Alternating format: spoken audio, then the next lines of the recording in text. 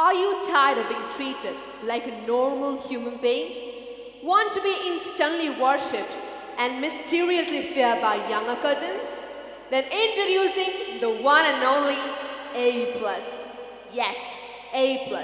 The society's golden ticket to acceptance, the glorified sticker of validation, and the thing that matters more than integrity, kindness, and mental stability.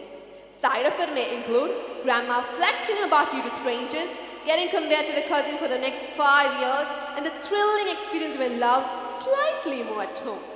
But wait, there's more. Order now and you'll receive a lifetime supply of pressure, a cultural burnout, and emotional confusion when you realize you still don't know what you actually enjoy doing. But wait, who on purpose when you have a percentage right? And want your self-worth printed in Redding, and want to be the chosen one at every family gatherings, and forever combat the imaginary Sharmaji's kid?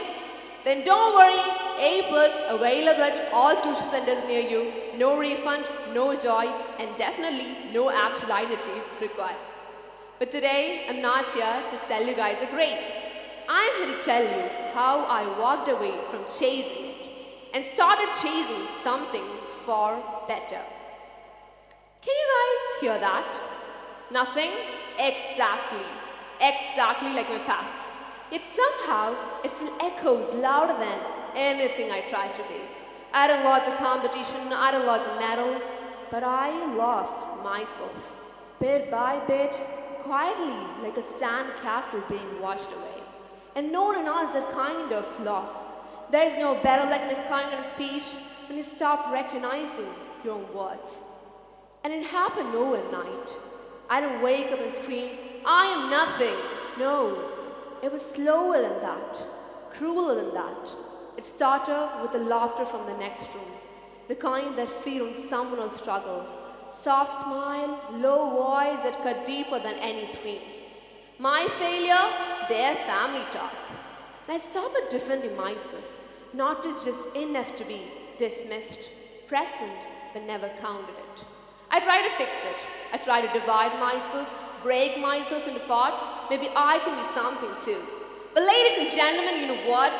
0 divided by me was somehow still going to be 0. And nothing multiplied by silence. That was not emptiness. That was infinity of doubt, of invisibility, of thinking maybe I was never meant to matter. But here is the thing. Even silence echoes when you hold it long enough. And somewhere deep inside that nothing, a sound began to grow. A voice, not loud, not confident, but mine. A voice that was tired of being unheard. And right there was the beginning of everything. But like most beginnings, mine didn't come with an applause. But in fact, it came with a lockdown.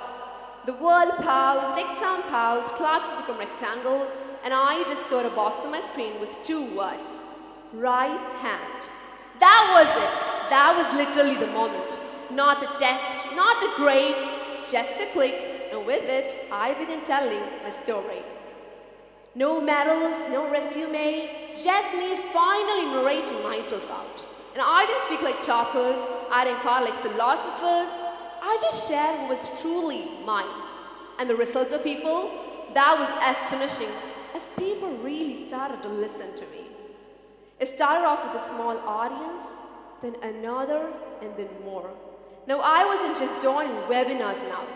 I was leading them, hosting them, moderating them, and delivering speeches and creating conversation across the globe. Yes. While the world fought a virus, I fought a typical stereotype that only the raw toppers are worthy of being heard. While everyone mastered, I mastered my fear of public speaking. While everyone was counting cases, I was counting seconds before hitting the unmute button off. While everyone sanitized their hands out, I was cleaning years of self-doubt that had struck in my throat. While everyone feared catching a COVID, I feared someone else catching another career option for me. But here is the truth. Even if the society gives us 0, we still get to decide if our voice is infinite. Because that voice wasn't just an extracurricular. That was my resistance, my recovery, and that was me saying, I exist, I matter, and I refuse to be silent. Now just as I was rising, getting all the fame, being in the spotlight, reality ended, stage left. Like a clinky villain in an over-dramatic Bollywood film. Forget your dreams, this is a climax. Choose your fate, PCM or doom. The board exams. Honestly, it's like they think an A+ is a Bitcoin. Rare, high value, they'll invest their entire faith upon it. So I was told the same, forget your hobbies, this is time for physics. And I listened. I unplugged the mic and plugged into NCRT. And guess what I got? Burnout. An average result. 10 out of 10 regret, would not recommend. But the worst part was not the result, but the regret of losing who I was just to embrace a world that didn't even ask what I loved. Just for a grade, I gave up Mike. I gave up what made me alive. I gave up rooms that once echoed with my voice. I gave up opportunities that only comes once in your lifetime. The kind you dream about and replay in your head? Yes. And I said no to being on stage. No to the panels I was invited to. No to the moments I could have built a lifetime now. And you ask me why? Because I was told, EZZA, this is not time for dreams, but this is time to prove myself on papers. And I believed them. So I traded something real for something printable. Just for a grade, I buried my growth beneath textbooks. I locked my voice in the name of focus, and I became the world's shadow game. And this time, it was not because I didn't know who I was, but because the world told me I had to pause being me to be enough. And I did it, and I really, really did it. But the truth is, I didn't fail in the exam, I failed myself. I betrayed the version of me who had just started to believe, who had just to exist without an apology, to breathe. And I betrayed myself a lot. But ladies and gentlemen, you know what? Scoring a low marks is not worst. The worst thing is scoring high just to make other people clap for you. Because once this clapping fades, we are left alone with whatever we missed out. And I missed so much. I missed rooms where I belong. I missed doors that might never open again. And most of all, I missed myself. And that was not because I was belonging or that was, my applause was not enough, but I stopped clapping for myself. And the worst thing is that I forget who I was just to fit into the world they wanted. Yeah. Just to fit into the world they wanted. And I stopped being myself. And to fit into the world they always talk about. But pain has a strange way of waking you up. And regret, it is a whisper, a scream. And that scream brought me back to life. I was looking around the world again. And this time, not for marks, but for meanings. And slowly I saw the cracks. A grade can measure how much you remember, yes. But a grade could not measure how much you matter.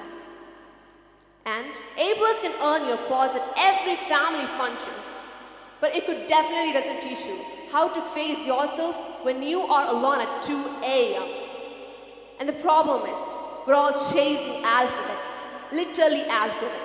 A+, B+, C+, D+, those are alphabets. While souls are slightly and silently collapsing out. While we recover from a virus, have we ever looked at the epidemics at our home?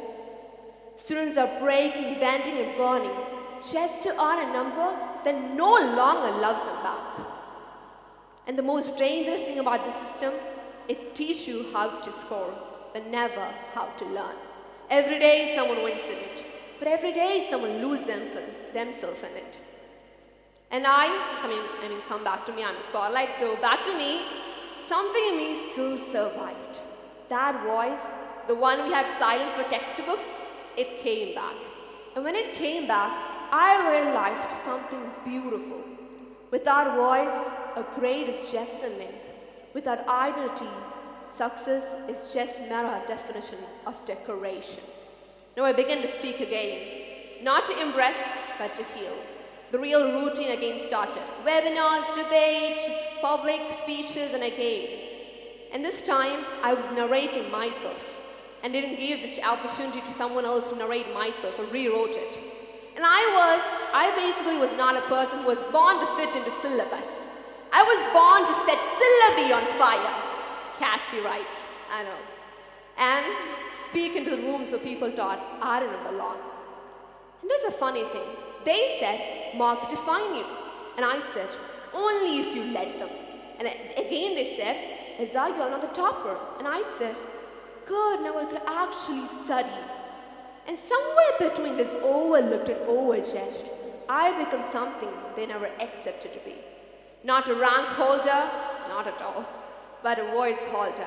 Not a topper, but a truth teller. And I definitely doesn't make the cut, but I made the mark. Yes, I really made the mark. Now just when I was getting all the mark and being myself and discovering myself all alone, around, and then something again happened. The criticisms, the humiliations. And that was not because I didn't score an average result, but they were always criticizing me out. Why? Why not 90 above? I said, I did everything, but I didn't go far behind 90 above. But I had a voice, and that was enough. Meanwhile, everyone was chasing perfect answers, circling toppers, ranking names and applauding numbers. I was not the answer they circled, but the truth they overlooked. And from all this, if you guys think my story means that the mark doesn't matter, no, you guys are missing the whole point out. Marks does really matters.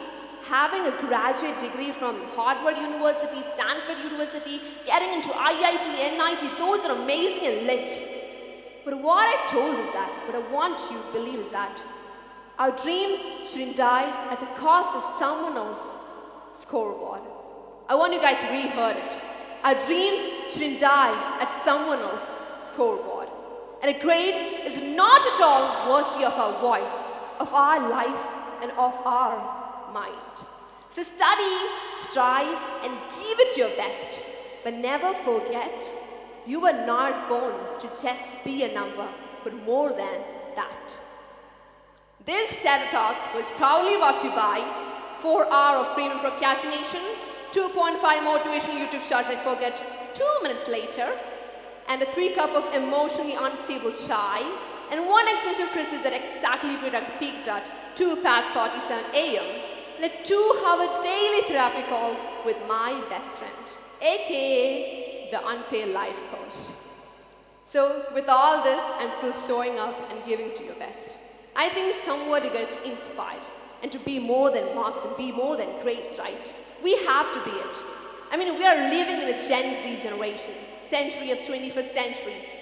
I mean, we should have a skill that ignite people, inspire people. I was always a person who would sit there behind the scenes and watch and get inspired.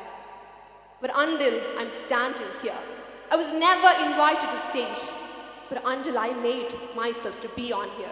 Today I'm here, and if I can, why can't you guys come up, stand here, make people proud, and ignite the fire in every soul that's sitting up here. And with all that, thank you.